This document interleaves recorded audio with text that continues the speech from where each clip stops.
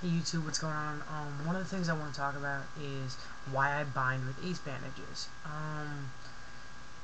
I use an ace like this. I get them from the 99-cent store. They last about 4 to 6 weeks until they start doing this. I don't know if you can see, but it's starting to tear through.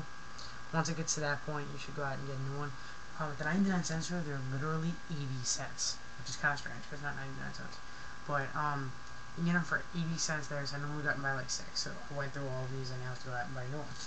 But to explain why I use ace bandages over the obvious other options that there are, is because I find with the ace bandages, they bind better. Yes, they are the most unsafe thing you're going to use. But honestly, what's the doctor going to tell you is so unsafe about it? Your biggest issue is going to be the fact that, yes, your nipples are going to hurt after. So what I would do, and I don't think I have any of this with me.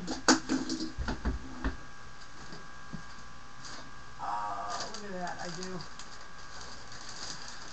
Look at that, just for you guys, I have a sterile pad. See that? I am now being nice to China. Made in China. So yes, I recommend these. You cut this little thing here with your hand, rip it open. It's sterile, try not to touch it too much because it's better for your skin and whatnot. Take this thing, I fold it in half, turn it on its side.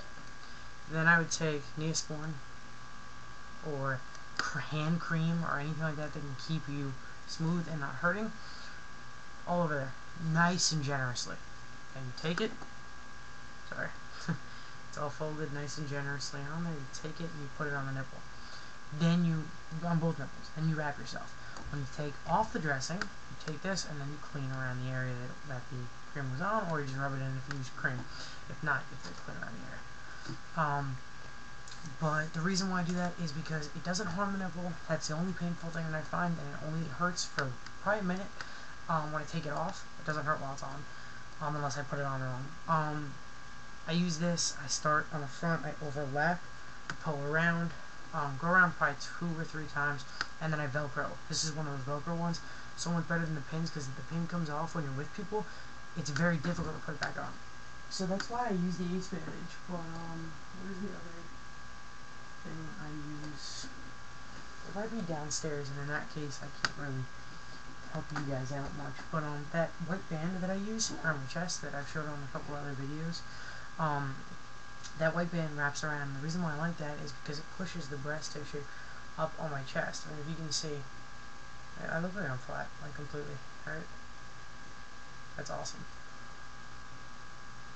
Wow. Okay, so pushes the breast tissue up here, which forms like natural pecs on my upper chest, which has no boobage. How awesome is that? So yeah, pushes the pecs up like this and makes it look nicer in a shirt. So that's kind of cool.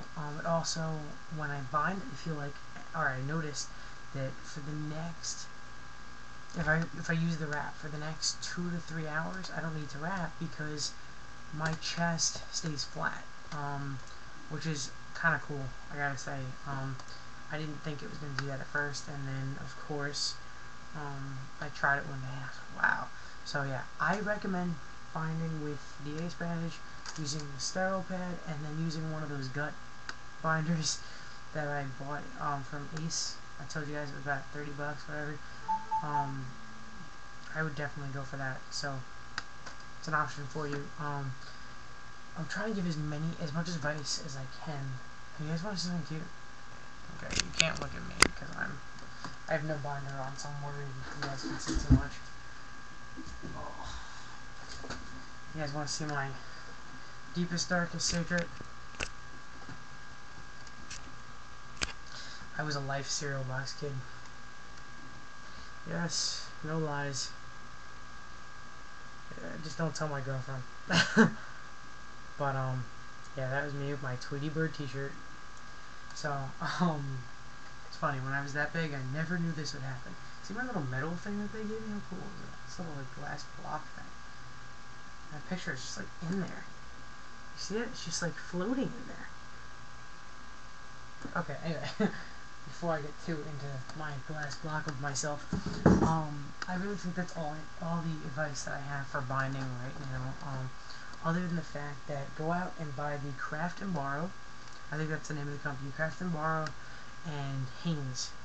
That's Hanes, right? Oh no, this isn't the one I'm looking for. The white t-shirt I wore today. Okay. These are like gods, so I'm gonna show you these. This is the Hanes t-shirt. Go out and buy like a pack of 20 of these. You'll use these a lot. This happens to be the V-neck shirt. Probably the best if you are someone who wears V-necks. I'm normally not, but I get them because even if you're not, say you happen to wear a round neck, you won't be able to see V at all unless you're cool with seeing the white. You can also get this in a million different colors.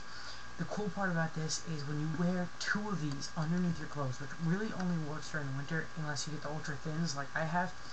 These fucking things are so thin. Can you see how thin that is? It's so freaking thin. So if you get the ultra thins like I have, this works for this. If you wear 2 of these, it's like wearing a t-shirt under a t-shirt. No big deal. It's a little warmer. You sweat a little bit more, but you wear enough antiperspirant, you'll be fine. So I would definitely go for those. The cool part is because you wear enough, they even out on the outside, and you end up with a body that's shaped like this instead of an hourglass figure. So it's kind of cool. It like molds everything out. So I would definitely recommend those. Also, I'm gonna show you guys what I did when I first came out as trans. I wanted to show that I was a guy. I went out and bought manly clothes and my first pair of man jewelry. Okay, I'm going to point this out.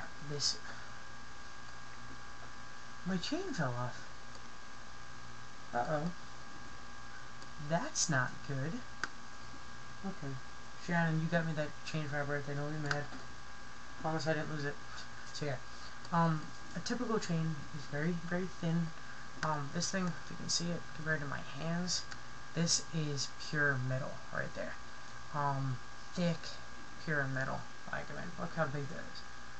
When I came out as trans, I wanted to look like a guy. This was the first piece of man jewelry I bought. And then I went out and bought with my mother without telling her what it was for. Very, very, very real, expensive diamonds that I intended to put in my ear. I don't know if I'm using the gay ear or not, because I know that's a stereotypical thing. But yeah, and this and this. I was going to look like a pimp. Never do that. Don't come out too quickly. I'm not telling you not to come out, but if you're going to come out as trans or gay or lesbian or anything like that, and you want to change your look, do it slowly and gradually. Don't do it like I did. I showed up at school one day, short hair, first day of school, with short hair, guy's clothes on, wearing this, and totally was a different person. Had stopped shaving, so I had a little bit of facial hair, and I looked like a different person. So that's my advice to you guys, is don't change too quickly. For the benefit of the people around you, your family, things like that, do it slowly. I wish I had. I ended up transitioning slowly after I'd already transitioned. So, those are my advice for you guys. I think that's it. Peace.